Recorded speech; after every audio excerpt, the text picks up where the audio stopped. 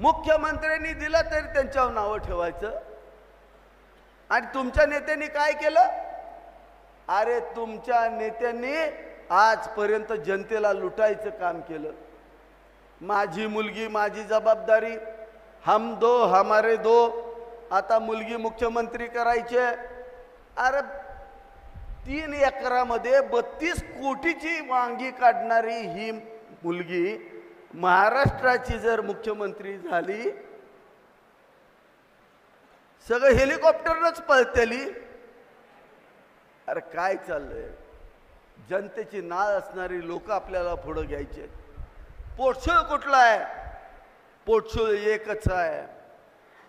अरे एकनाथ शिंदे रिक्षा चालवणारा होता, एका गिरणी कामगाराचा पोरगा महाराष्ट्राचा मुख्यमंत्री होतो। हा पोटसूळ पहिल्यांदा या घरंदाज लोकांच्या पोटात उठलेला गोळा आहे। ओएसिस फर्टिलिटीच्या तज्ञांनी IVF उपचार पद्धतीद्वारे 1 लाखांहून अधिक जोडप्यांना मातृत्व प्राप्तीचा आनंद दिला आहे। मोफत अपॉइंटमेंट बुक करण्यासाठी आजच संपर्क साधा। दुसरा पोटसूळ काय आहे?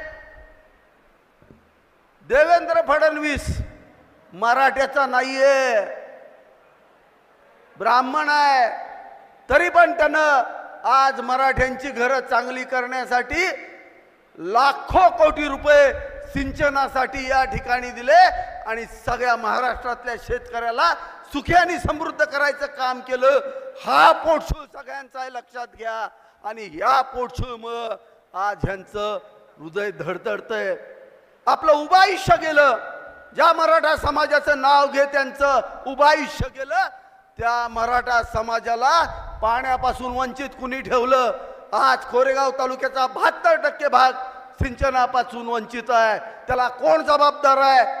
आज जो सिंचनापासून वंचित भाग होता, जो समाज आरक्षणापासून वंचित होता, याला आरक्षण द्यायचं काम पहिल्यांदा कुणी केलं असेल तर देवेंद्र फडणवीसनं केलं। आणि म्हणूनच आज ह्यांच्या पोटामध्ये पोटसूळ उठलेला आहे, लक्षात घ्या। आज जातीयवाद का पसरवला जातोय? आपण ह्या समाजाचे असून आपण ह्यांना काही करू शकलो नाही, हे त्यांना सलतय, म्हणून त्यांच्यावरती टीका केली जाते। माझं जाहीर आव्हान आहे, जे लोक आज आंदोलन करतायत मला त्यांना विचारायचे, तुम्ही देवेंद्र फडणवीस साहेबांच्या विरुद्ध आंदोलन करताय ना, तर मला तुम्हाला एक प्रश्न विचारायचे। गेल्या 30 वर्ष बारामतीची सत्ता या महाराष्ट्र राज्यावरती होती, मराठा समाजाचं राज्य होतं। त्यावेळेला ज्यावेळेला मराठाच्या आरक्षणाचा मुद्दा आला त्यावेळेला तुम्ही कुठं झोपला होता? ज्या माणसानं आम्हाला आरक्षण दिलं, ज्या माणसानं आम्हाला सिंचनाचं पाणी दिलं, ज्या माणसानं हे महाराष्ट्र राज्य देशामध्ये नंबर 1 आणलं, आज त्या माणसाला तुम्ही त्रास देताय।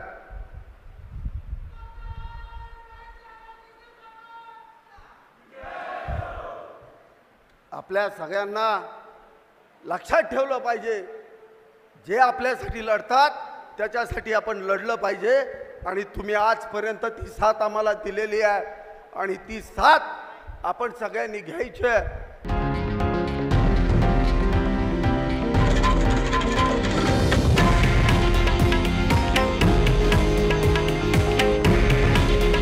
हे आहे देशातील नंबर 1 न्यूज नेटवर्क आणि आपण पाहत आहात TV9 मराठी। काळजी तुमची, हित महाराष्ट्राचं।